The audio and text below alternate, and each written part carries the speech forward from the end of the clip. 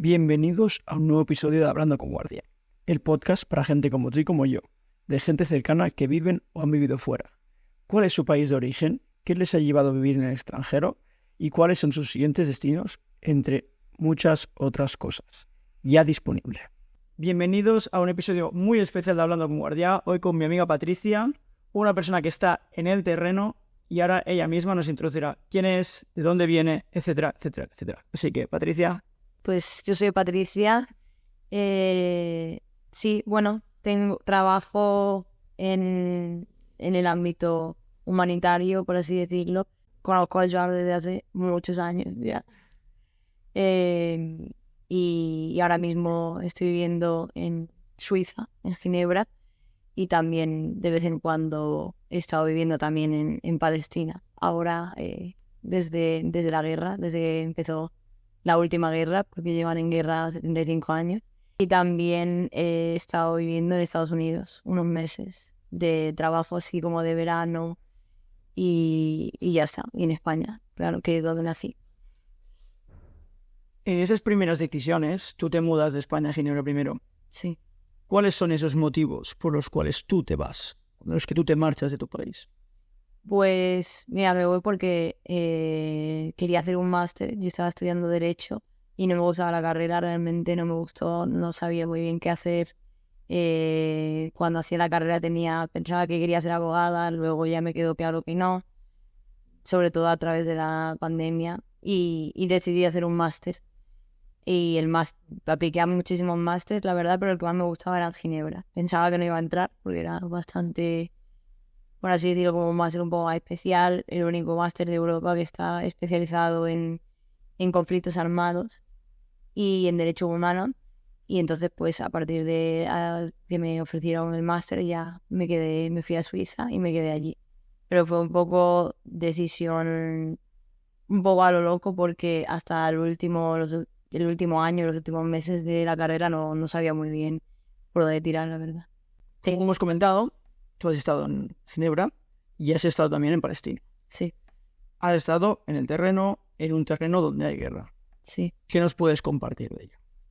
Pues bueno, en Palestina he viajado bastante por tema de a partir del conflicto, pero realmente, bueno, es algo común en mi ámbito que se vaya viajando al terreno y tal.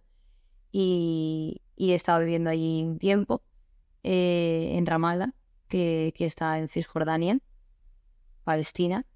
Y bueno, pues realmente entrando y saliendo de Palestina, me gusta muchísimo, estoy súper feliz cuando estoy allí, me encanta el país, me encanta la gente, siempre me ha llamado mucho la atención Oriente Medio y he viajado por otras zonas, pero donde suelo ir más es a Palestina y la verdad que sí, me gusta muchísimo. Hay un ambiente ahora bastante complicado, es una situación muy tensa, no es fácil vivir ahí, obviamente, pero bueno, nosotros siempre también, supongo que los que vivimos allí, que no somos palestinos o que no somos israelíes, siempre decimos que hay como un poco una esquizofrenia, porque nosotros estamos viviendo allí, somos súper conscientes del conflicto, sabemos del conflicto, lo hablamos entre nosotros y tal, pero no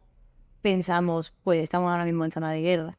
O sea, yo, por ejemplo, si me dices zona de guerra, no pienso en sí en Cisjordania o en Ramallah. ¿Dónde tú estás, claro? Claro, no pienso como en el lugar donde yo estoy o en el lugar donde he estado, sino pienso pues en Gaza, obviamente.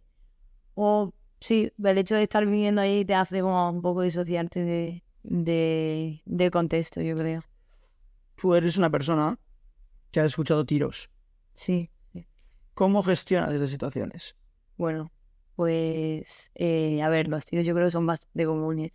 En general, cuando vas allí... Comunes para alguien que está en el terreno. Te iba a decir que, digo, cuando tú estás en el terreno, realmente no, cuando tú estás en Oriente Medio, siempre, cuando tú llegas a un país de Oriente Medio, te suelen decir, si escuchas tiros, no te asustes de primeras. Porque puedes estar en un sitio de Oriente Medio que no haya conflicto, que no sea conflictivo. Porque sueles tener que diferenciar de los tiros de alegría, que es el happy fire, pues si hay una boda o si se está celebrando algo, pues ellos pegan tiro hacia el cielo muchas veces. O si está viviendo en Estados Unidos, pues mira, también he escuchado muchos tiros en el 4 de julio, por ejemplo, cuando estaba viviendo allí. Y no piensas guerra inmediatamente. Es verdad que en Ramallah ahora, bueno, o en ciertas partes de Palestina ahora, muchos de los disparos son disparos un poco conflictivos. Pero bueno, la primera vez me chocó mucho. Sí. ¿Y sientes miedo viviendo ahí? ¿O No, cuando has estado en esas épocas? no siento miedo, es como un poco extraño.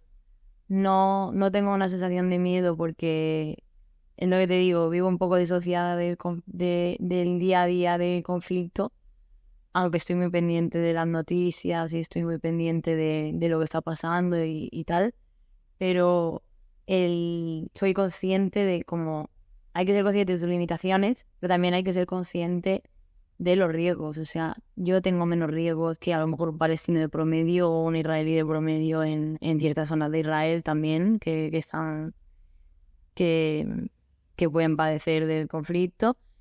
Y por eso miedo en sí he tenido en momentos como ocasionales. Y antes de ir tenía un poco, estaba muy nerviosa, pero no tenía miedo. Y ahora mismo no tengo miedo. ¿Y no te sientes insegura en la ciudad? ¿Cuándo has estado? Me he sentido insegura en ciertos lugares, pero en general en Ramallah no tengo una sensación de inseguridad. O sea, yo... Depende de qué. O sea, en mi vida como he tenido muchas inseguridades, pero a nivel de conflicto no veo que sea un lugar como muy inseguro para mí o para mi perfil de persona.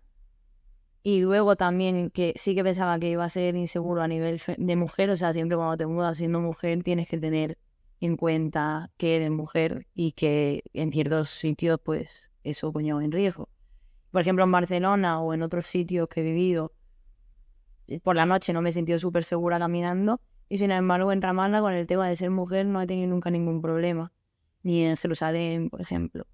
Pero otro, pues es cierto que a lo mejor no iría por la noche sola igualmente en Ramallah porque al final es un contexto militarizado y me sentiría un poco insegura por si no encuentras unos militares, pues también, tanto palestinos como israelíes, pues abre puertas a qué haces por la noche sola y tal.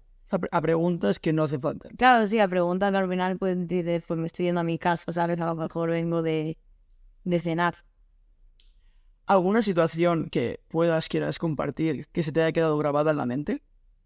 Se me han quedado muchas, pero la mayoría de las cosas las borro, la verdad, pero que se me haya quedado grabado fue, yo creo que una noche de abril, que no me acuerdo el día que fue exactamente, que fue cuando Irán lanzó los misiles hacia Israel y, bueno, lanzaron, no sé si eran 300 o 500, no me acuerdo del número, pero yo, pues, para mí era un día normal, sí que me acuerdo, creo que avisaron, bueno, claro, hubo una parte, hubo una acción por Israel y que luego hubo la respuesta de Irán. Y entonces, entre la acción y la respuesta, creo que pasaron 2 días en los que estaba un poco intranquila. Además, yo acababa de llegar, yo no llevaba mucho tiempo allí pues estaba, me provocaba nerviosismo, no conocía a mucha gente realmente. Y eso, entre la acción y la respuesta había como mucha tensión y entonces Irán tiró muchos misiles. Yo esa noche pues me fui tranquila a la cama y me acuerdo de que me empezaron a hablar sobre las 10 de la noche diciéndome mucha gente, pues llamándome tal, oye, que Irán ha dicho que en 2 horas va a tirar misiles, tal, que los ha tirado que llegan en 2 horas. Claro, yo estaba tan tranquila, yo digo, yo prefería no haberlo sabido, porque tú ya estás ahí, pues lo que tenga que pasar, que pase. Y yo esas 2 horas estaba diciendo, ¿qué pasará, sabes? Yo nunca me he visto debajo de una ciudad que va a ser sobrepasada por misiles, porque obviamente iban hacia Israel. Pero, pues, yo nunca he estado en esa situación. Y para mí eso me quedó bastante grabado el hecho de oír los misiles, verlos sobre el cielo de Ramallah. Y No, sí, escucharlo así. el ruido yo creo que fue y no dormí toda la noche, como también la gente de seguridad llamándome en plan, esto es lo que tienes que hacer, tienes que dormir en el suelo, tienes que poner el colchón contra la ventana, por si se cae algún dron o algún misil, tal cual. Ese hecho de la espera, de no saber muy bien cuándo va a acabar, tampoco saber muy bien si va a haber heridos, la respuesta, la contrarrespuesta. Al final eso es una guerra que va escalando y va habiendo picos de escalada y pues nunca sabes en qué pico de escalada te encuentras muy bien, pero tienes eso, es preocupación al siguiente, lo que va a desencadenar, yo creo. Vale. Yo te conozco desde hace mucho. Sé que tú siempre te han gustado mucho los conflictos, haces el máster, etcétera, etcétera, pero sobre todo tienes un especial, llamémosle cariño, llamémosle interés, curiosidad sobre este conflicto. ¿De dónde sale el afán hacia este conflicto? Bueno, pues la verdad es que me lo he preguntado muchas veces, pero... O sea, yo creo que es porque es un conflicto clásico, ¿no? A nivel académico, intelectual, es interesante verlo desde un punto académico, porque así, sin ningún tipo de valoración moral ni nada, formalmente, ¿no? Las Naciones Unidas declara Palestina territorio ocupado, y esto está bastante aceptado internacionalmente, y una ocupación como tal a nivel académico e intelectual pues conlleva muchas cosas y es interesante estudiar. Por eso yo creo que Palestina es un caso clásico en cuanto a eso. Son 75 años de guerra. Es un conflicto muy complicado porque es personas que conviven en un territorio muy pequeño, israelíes y palestinos. Se ven claramente las diferencias que no son, para la gente que no sabe, a lo mejor que no está muy en contacto con el mundo, con las etnias en general del mundo, pues a lo mejor pues confundes árabe con musulmán o confundes ser israelí con tener que ser judío, etcétera. O sea, existen israelíes que son árabes, o sea que en realidad todo eso pues, exacto, es como un mix en el que encuentra todas las nuances, en plan todos los detalles, todas las complicaciones, y luego porque eso, un territorio muy pequeñito, ciudades como Jerusalén, que a mí me fascina, que comparten, sin las que conviven árabes, o sea, musulmanes, judíos, cristianos, armenios, sirios, muchísimas religiones. Sí, con conflicto, depende de la época, que en la época han convivido bastante pacíficamente, y por el hecho de sí, todo, yo creo que todas las complicaciones que tiene y también yo creo por el sentido a la resistencia que le han dado los palestinos también, y porque es muy complicado, es un conflicto religioso que tiene muchas características y que hay que entender las dos partes. Es por eso, porque yo siempre te lo he dicho y lo digo sin problema, que de las personas, que sé, expertos en historia o historiadores, etcétera, que he visto en la televisión, que he visto en podcast, cuando han hablado del conflicto, nunca he escuchado a alguien hablarlo tan bien como a ti, explicarlo tan bien. Es por eso o sea, al ser tan complejo, es muy difícil incluso para gente que lleva estudiando muchos años entender exactamente lo que sucede dentro.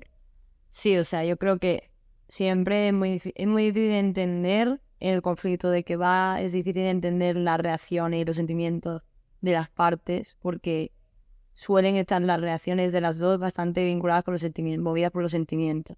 Si esos son muy pasionales, no suelen ser a veces muy racionales y a menos que tú entiendas el conflicto no puedes pedir que haya ese razonamiento, porque si no sería muy fácil como juzgar las acciones. Y yo obviamente juzgo dentro de mí muchas acciones que pues por seguridad pues no puedo tampoco hablar abiertamente de muchas cosas que me gustaría, o sea, pero yo no estoy trabajando como en la advocacy, entonces ni me dedico a eso ni soy periodista, pero en realidad es muy difícil entenderlo. O sea, yo creo que hasta que no vives ahí no lo entiendes, y viviendo ahí se me quedan muchísimas dudas de muchas cosas, o sea, muchísimas, y tienes que entender el contexto histórico. Eso es muy importante. Claro que ya van de generación en generación, al final llevan 75 años y son que 2 generaciones como mínimo, 3, que han nacido en conflicto. Exacto, hay gente que en Palestina, por ejemplo, la identidad que tienen ellos es muy concreta, es muy específica, porque son generaciones que muchos, los padres y los abuelos, han sido desplazados muchísimas veces, desde Palestina hasta Jordania, hasta Siria, generaciones que después estalló el conflicto de Siria, los tenían en campos de refugiados y tuvieron que volverse a desplazar hasta el centro de Europa, hasta países mediterráneos de Europa. O sea, que realmente son generaciones de desplazados. Volver a Palestina, que hace esos 75 años de conflicto, diferentes guerras, dos intifadas. O sea, es como... Y los israelíes, pues, bastante parecido. O sea, la migración de los israelíes o de los judíos en la época que comenzó la gran migración, pues también están acostumbrados. No que sean acostumbrados, sino que su identidad la marca eso. El desplazamiento y un sentimiento de nacionalismo enorme. Entonces ellos son súper conscientes que están en conflicto, porque ya nacen en conflicto. Pero ¿en qué ámbito de la sociedad lo notas más? Pues yo creo que la ocupación está como interiorizada en los palestinos y supongo que en cierto modo también en los israelíes, porque al final la viven, unos son partícipes, pues ya quieran o no quieran, porque también naces en ese contexto. Entonces está un poco interiorizada. Quizás los picos estos de violencia es algo a lo que la gente le afecta un poco más o está menos acostumbrada, porque había cierta calma desde 2021, diría yo. Pero bueno, ha habido picos de violencia, pero no tanto como ahora. Yo creo que lo que se nota mucho, por ejemplo, es en el tema económico. O sea, porque la ocupación en general genera para el territorio palestino, pues que esté un poco cerrado, por así decirlo, ya sin hablar de Gaza, porque Gaza está completamente aislado antes de octubre. No entra ni sale nada, es un siege, no sé cómo se decía en español, pero es básicamente cerrado, un cerco. Cerco. Es un cerco por mar, por tierra y por aire. Y Jordania, por ejemplo, se nota mucho en la economía, ya no solo por la ocupación y también por la gestión de la economía, los impuestos, etc. Son cosas que es muy complicado, en plan, el movimiento se nota mucho, por ejemplo. La libertad de movimiento es algo que a mí personalmente me afecta muchísimo y es algo en lo que se ve como... Porque yo siempre lo digo que en Palestina, supongo en cualquier lado, existe lo que tú sufres como internacional en una zona de guerra o de conflicto y lo que sufre una persona local, palestina, o lo que pueda sufrir un israelí en Israel en ciertas zonas también conflictivas, por ejemplo, del sur y ahora del norte pegado al Líbano. Pero hay partes en las que ves que los dos estamos como afectados, ¿no? En la libertad de movimiento, por ejemplo, los palestinos mucho más porque necesitan permisos especiales, etcétera, para salir de territorio palestino en sí, incluso para ir a Jerusalén, y hay muchísimas categorías de palestinos, o sea, es increíble. Pero para nosotros también nos afecta, es decir, el tráfico, la cantidad de horas que te puede pasar en la carretera para ir a un sitio que está a 15 minutos en coche, para irte a Jerusalén, o estos son los checkpoints, o sea, los controles militares. Un tráfico bastante terrible, la verdad. Y ahora sí que tienes pasaporte español. Exacto. O sea, realmente por mí no tienen por qué pararme, no tienen por qué ponerme ningún problema. No lo hacen, pero te tienes que tragar las colas de antes. Si tú no tienes un permiso especial, que vayas por un checkpoint muy especial, que solo puedan ir a lo mejor diplomático, etcétera, tienes que tragarte las mismas colas que los palestinos y ya está. Y en ese sentido se nota mucho el conflicto. ¿Es un conflicto con solución? Bueno, mira, yo querría que sí, como todos los conflictos, ¿no? Me encantaría que sí, joder, que los israelíes y los palestinos vivieran en paz, pero sería súper también... Es que todas las como valoraciones morales que yo haga, también me siento como que está siendo la típica occidente blanquita que llega y venga, danos la mano, ¿sabes? Rollo los acuerdos de Oslo y tal. Pero bueno, o sea, idealmente sí, me gustaría. Creo que en el tema práctico debería haber mucha contención, mucho ejercicio de contención por parte de Israel en cuanto a sus tácticas militares, para que, no te digo para que exista una paz, sino para que haya ahora mismo un alto al fuego, por ejemplo, en Gaza, y un ejercicio bastante grande también por parte de de líderes de Palestina, de la autoridad palestina y de estados a apoyar también el desarrollo de la autoridad palestina, para que tengan unas actitudes un poco más, pues sí, que se puedan mover un poco más acorde a lo que sería una paz sostenible. Necesitas un Estado que pueda apoyar una paz sostenible. Necesitas ciertas cosas que ahora están ahí. Y necesitas, yo diría que muchísimo ejercicio también de educación, de reinserción social para personas. O sea, existe con muchísimo odio en ambas partes, creo yo, que no realmente yo qué sé, yo voy por la calle y yo nunca he escuchado insultos hacia judíos o israelíes, y tampoco he escuchado nunca insultos hacia Palestina, yo en la calle. Ahora también te digo que no voy preguntando por ahí, ¿eh? Pero entonces, es verdad que también hay mucho romanticismo en conflicto por un lado, y también hay mucho de decir que se odian a muerte. Pues a mí me han dicho en plan que les da igual, ¿sabes? Entonces debe haber también, yo creo que ese ejercicio de desradicalización de los sentimientos y tal, pero no sé, es complicado. Eso para el alto al fuego, para que acabe el conflicto, son 75 años de rendicillas de estas. No lo sé, lo veo complicado. Para que acabe la ocupación, ahora mismo, la visión que tienen muchos líderes israelíes es incompatible con que, por ejemplo, acabe la ocupación y que exista un Estado palestino.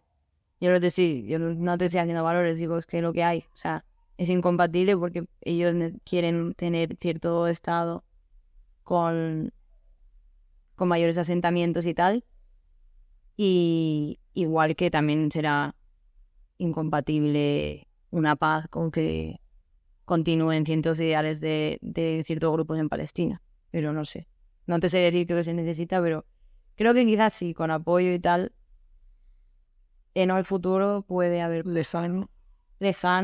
Puede haber paz. Creo que puede haber convivencia. Han convivido sin tantos picos de violencia y tanto control. Y entonces yo creo que puede seguir habiendo la convivencia. Y ahora pueden utilizar otra vez el modelo Jerusalén de quizá 2019, 2020. Pero yo no vivía Jerusalén en esa época. A lo mejor yo desde fuera lo veía de otra manera. Porque ahora lo veo jodido. Jerusalén es muy jodido. Vale. Tres sentimientos o palabras que te vengan a la mente si te digo Ramallah. Pues mira, Ramallah, pues en cierto modo casa,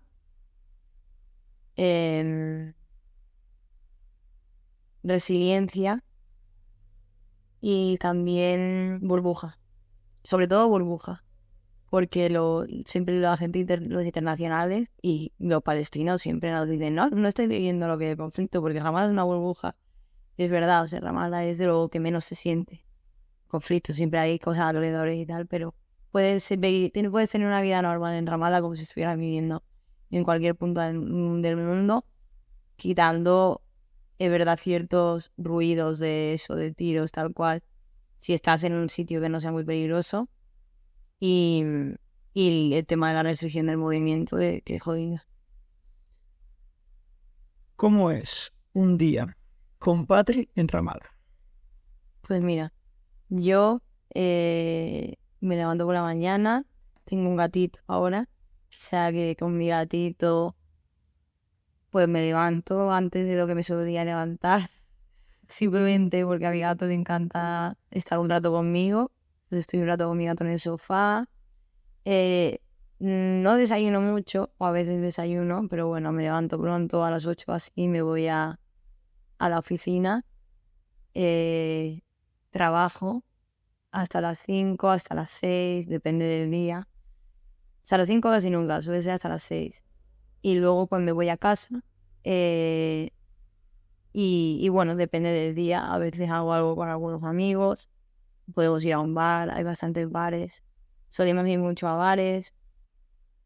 podemos ir a merendar. Hay un sitio que me gusta mucho, hay una cafetería y me voy a esa cafetería, me tomo un café y me pongo a leer un libro. Y si hay un cinnamon roll que me encanta, tío. Es increíble. O sea, me como ese cinnamon roll siempre. O llamo a mi amiga que le gusta mucho también, nos lo comemos ahí. Y vamos mucho a casa de gente, a casa de amigos. Y allí estamos, charlamos tal cual. Y ya está, depende. Hay días que voy a fútbol.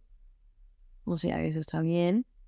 Me veo serie un día, no, exactamente igual que un día, por ejemplo, en Ginebra. En Ginebra. Voy al supermercado. En eso quería entrar. Compárame un poco un Ginebra, un Barcelona, donde sea, con un supermercado ahí, con un bar, con un restaurante ahí. ¿Cuáles son las principales diferencias o cómo se gestiona? Pues mira, el supermercado, pues yo diría que es parecido. Una gran diferencia, por ejemplo, que no hay carne en el supermercado, en plan como lo tenemos aquí en España o en Suiza también que lo tienen, que es, pues yo que sé, no tienes una bandeja de pollo, ¿sabes? Puesta en la nevera. Tienes carnicería dentro de algunos supermercados, o si no, se acostumbra mucho a ir a la carnicería. O sea, yo en Granada, si estoy allí un tiempo o lo que sea, como muy bien. El producto es de calidad, buenísimo. Compro carnicería en Ginebra, el nivel de vida no da para eso. Ya no compraba en la carnicería, compraba pollo y poco más. Y se come mucha carne en Ramala, la verdad. ¿Y un bar-restaurante? Y no hay diferencias. No hay alcohol en los supermercados.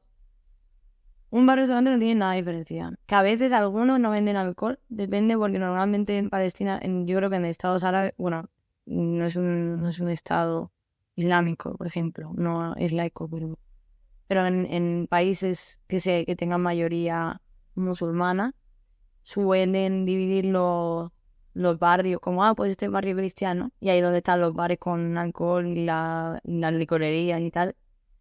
Y el barrio más musulmán de por sí, pues normalmente no tendría alcohol.